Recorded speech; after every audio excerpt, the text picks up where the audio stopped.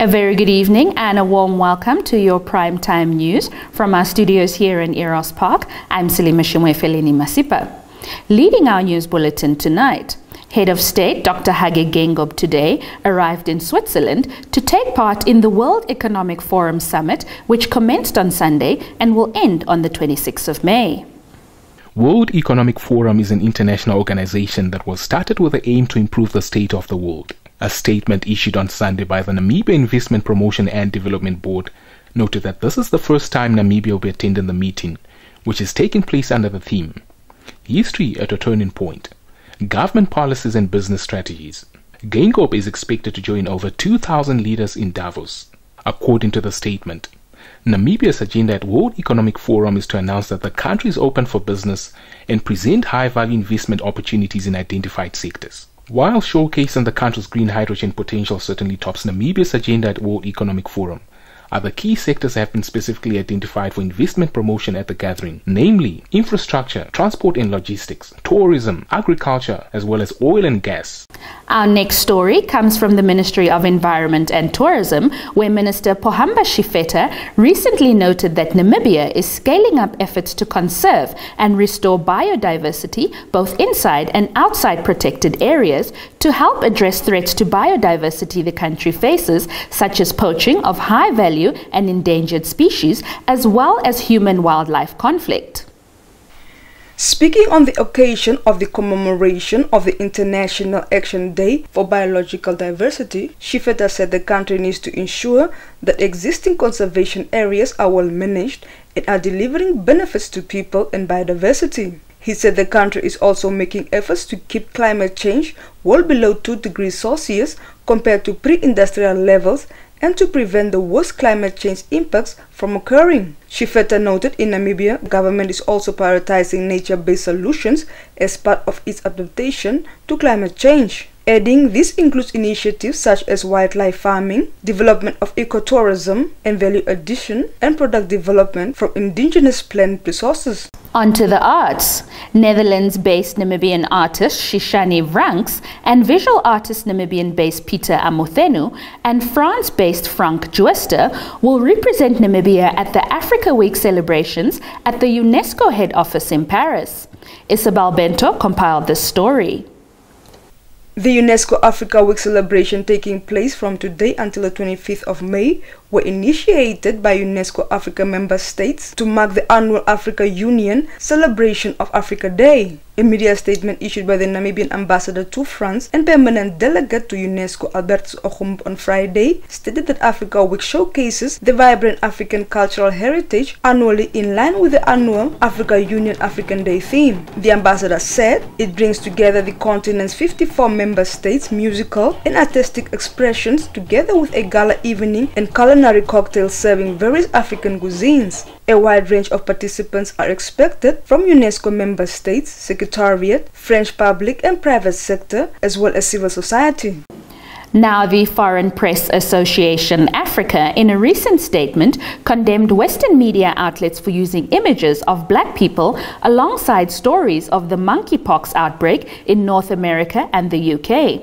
Let's get the details from the story compiled by Michael Madimba. The Foreign Press Association Africa alleged that European and North American media outlets are making use of stock images bearing persons with dark or black and African skin complexion to depict the outbreak of the monkeypox disease in the United Kingdom and North America. According to the World Health Organization, monkeypox virus is an orthopox virus that causes human monkeypox, a viral disease with symptoms similar to smallpox, including fever and rash. The disease is usually transmitted to humans through close contact with an infected person or animal, or with material contaminated with the virus. It is usually a self-limited disease with the symptoms lasting from 2 to 4 weeks.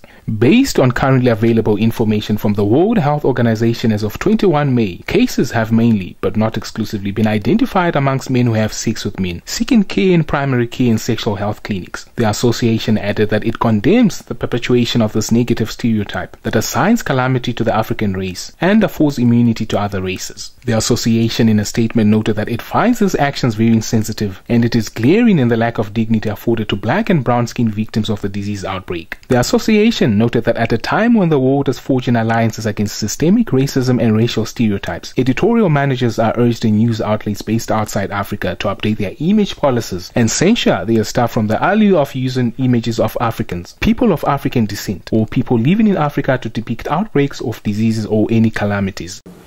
When we return, home beneficiaries urged to pay back housing loans.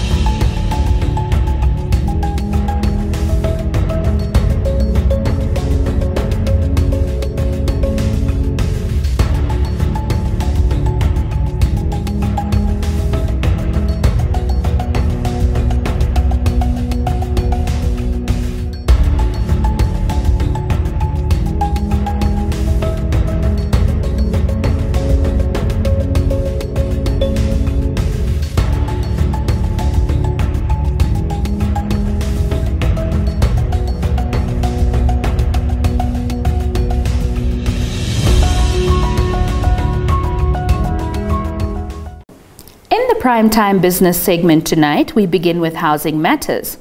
The Deputy Minister of Urban and Rural Development, Natalia Hwachoses, has urged beneficiaries of the Build Together project at Swakopmund to commit to repaying the housing loans they received from the municipality.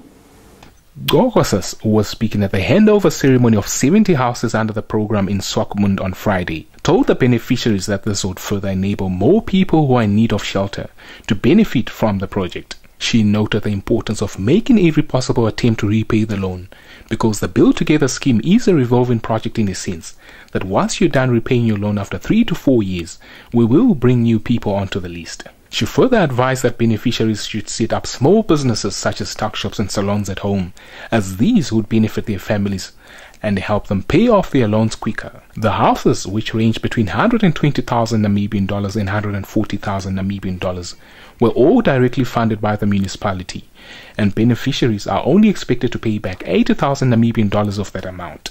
The construction for Phase 1, which consisted of 30 houses valued at 3.5 million Namibian dollars, commenced in May 2020 and was completed in April 2021, while the second phase with 40 houses commenced in February 2021 and was completed December 2021 at the cost of 5.3 million Namibian dollars.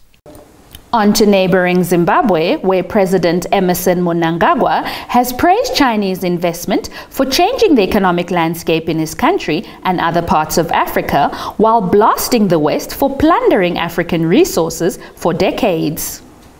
In his weekly column for the government-run The Sunday Mail newspaper, Mnangagwa said that the Chinese investments late entry into Africa had made a telling difference over a short time. He wrote they have brought value and employment to the economies and societies, enabled through mutually painful partnerships never experienced in the troubled history as a continent. The Zimbabwean head of state noted they have seen Chinese capital supporting landmark and iconic infrastructure projects across the African continent. Adding in Zimbabwe, China has helped fund and implement several projects in the sectors of energy, air transport, water, real estate, industrial value addition, mining and defense. However, the West, Mnangagwa said, has been unhappy about the Chinese footprint on the continent and are advising African leaders to be wary of the Chinese as well as the Russians, Indians, Brazilians and Arabs. He said, including in Zimbabwe, they have seen some Western governments sponsoring several false environmental and mining advocacy groups which seeks to agitate communities against non-West mining interests.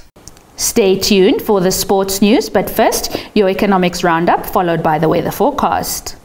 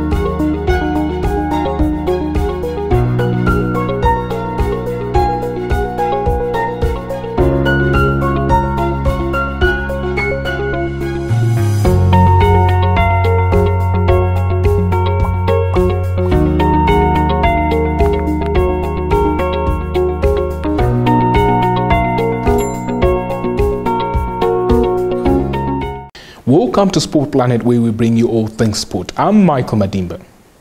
Boxing headlines this segment. Namibia's Nathaniel Kakololo is the new WPA Pan-Africa featherweight champion. He technically knocked out his Tanzanian opponent Kasim Muhammad Haji in the 6th round of his bout at the Uno Masa Champions Collide Boxing Bonanza on Saturday night at Otjiwarongo. Rocking our way into rugby. Volvich's assistant coach, Chrisanda Botha, says they will announce the team to face the Blue Bulls from South Africa in preparation for the 2023 World Cup qualifiers on Tuesday, following a national trial match on Saturday at the Hage Geingob Stadium.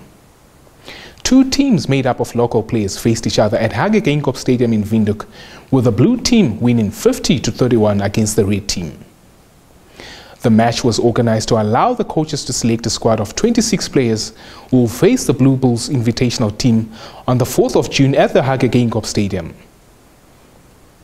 Speaking after the game, Botha refused to be drawn into discussing names of players who impressed, saying he would rather wait till Tuesday. Your sports roundup is up next.